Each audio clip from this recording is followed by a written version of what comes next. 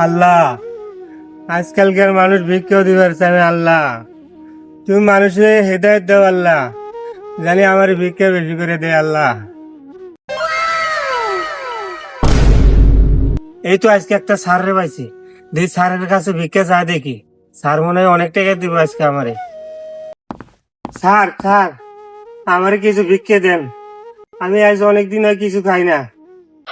এই কিসের ভিক্ষা? তোর তো দেখতে ভালো মানুষ দেয়া যায়, কাজ করে খাইতে পারস না। কোনো ভিক্ষা দিব না, তুই জান দেখে যা।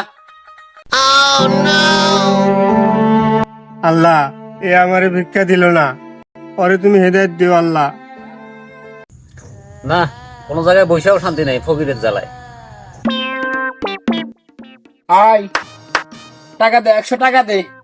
টাকা দিবি নাকি খুলমু? দে, 100 টাকা দে। এই থাম থাম থাম থাম, খোলা লাগবো না।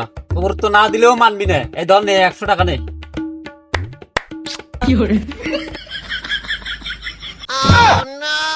কিরে, এই তো ইনকামের রাস্তা পাইয়া গেছি। আজকে থেকে আর ভিক্ষা করবো না, আজ থেকে এটাই করবো। আয় 100 টাকা দে। হ্যাঁ, কি রে, তুই এই ব্যবসা শুরু করলি? নে, না দিলে তো যাবিও না। ধর, মান সম্মান নষ্ট করিস না।